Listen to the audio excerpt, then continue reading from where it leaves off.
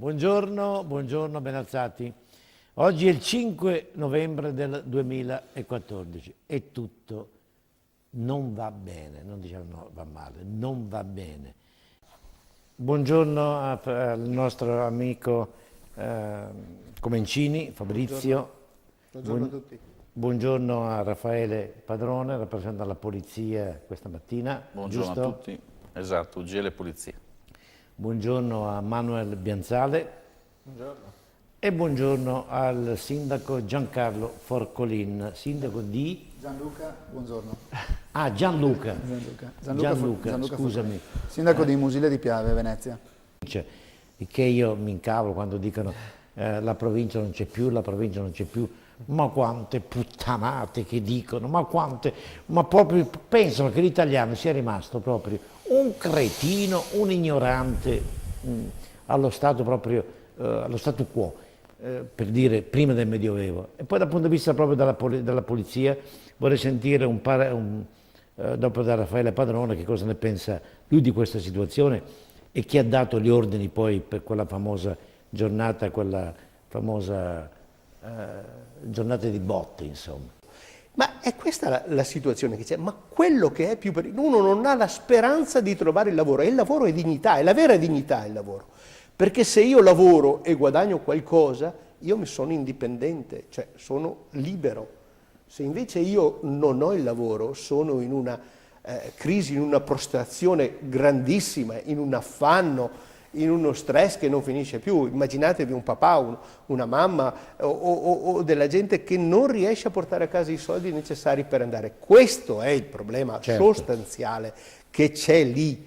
E allora, senza offesa per il sindacato della polizia che è tutt'altra cosa, non è tanto l'articolo 18 o lo statuto dei lavoratori a preoccuparci, è che anche i sindacati secondo me devono prendere in mano un loro progetto di riforma e di dire proponiamo qualcosa di più avanti perché è il lavoro che manca.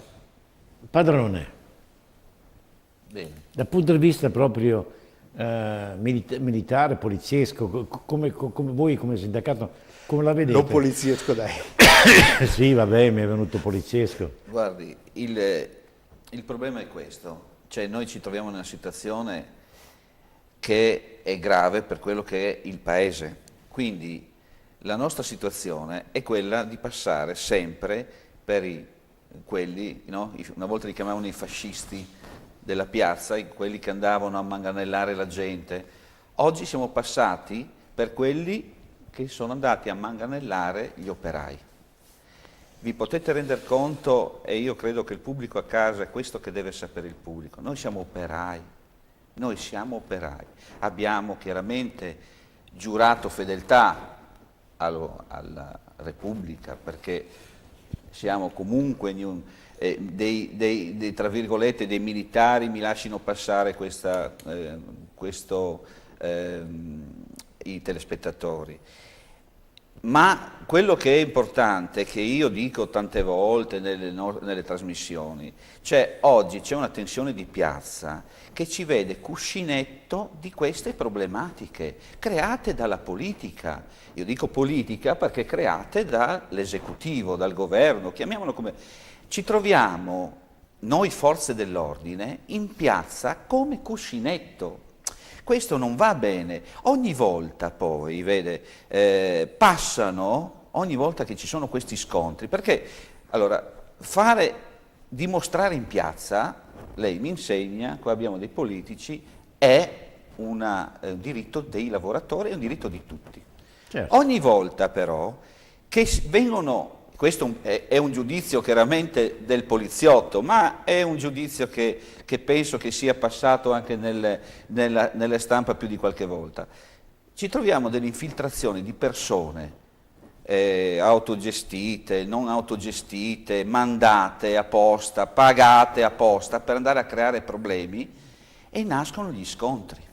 Adesso non mi interessa se queste persone sono no-TAV, estremisti di sinistra, non mi interessa parlare di questo, mi interessa dire che noi ci troviamo ogni volta nelle condizioni di essere quelli a cui puntare il dito. Nelle ultime manifestazioni, che non sono poi tutte, se guardiamo ci sono migliaia di manifestazioni, mica in tutte avvengono gli scontri. Io provengo dal Friuli Venezia Giulia, sono il segretario regionale del Friuli Venezia Giulia. Quante fabbriche, quante aziende, quanti problemi abbiamo di piazza, giusto? Adesso Idea Standard. Noi non abbiamo mai né indossato in queste manifestazioni, voglio dirlo, caschi e manganelli, non abbiamo avuto bisogno.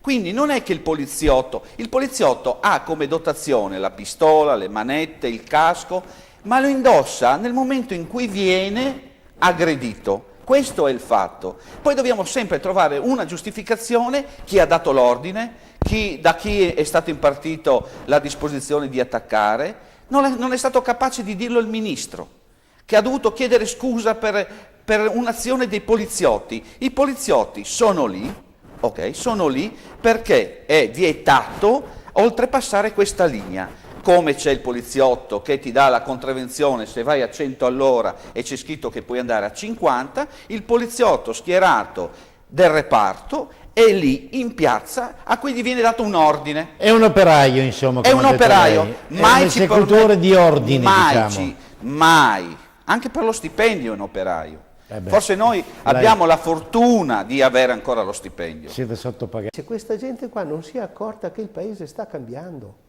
Io penso che anche la stessa polizia, io certe volte parlo con delle persone che conosco che lavorano per la Polizia di Stato piuttosto che per la Guardia di Finanza o per altre cose, e loro si rendono conto, dicono ma anche noi vediamo qual è il degrado della società e purtroppo non possiamo fare nulla, non possiamo fare nulla.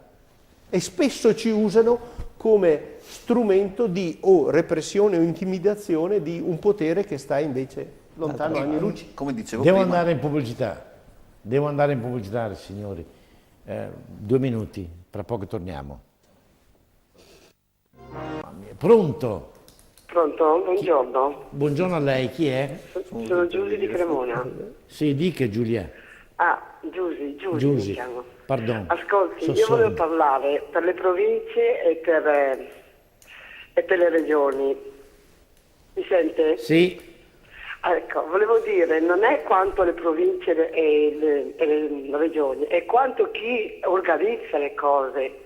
Se le cose le farebbero bene e si comporterebbero bene come tutti gli esseri umani, allora le cose andrebbero bene. È che loro dai 100.000 euro, io dico una cosa, dai 100.000 euro, i milioni di euro che arrivano, le spendono solo per loro, per le sue cose, per i suoi divertimenti, per le sue cose familiari.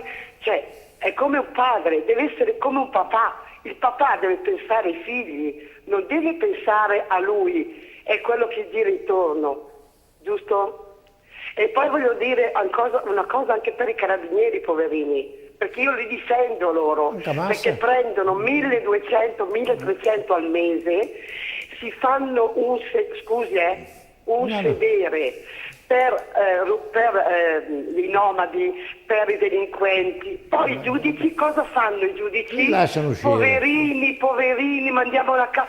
Che cosa facciamo? Non hanno niente. Sa qual è la più grande situazione, la più grande colpa dell'Italia? Perché qui, cara signora, non c'è la certezza della pena. Questo è il dramma dell'Italia.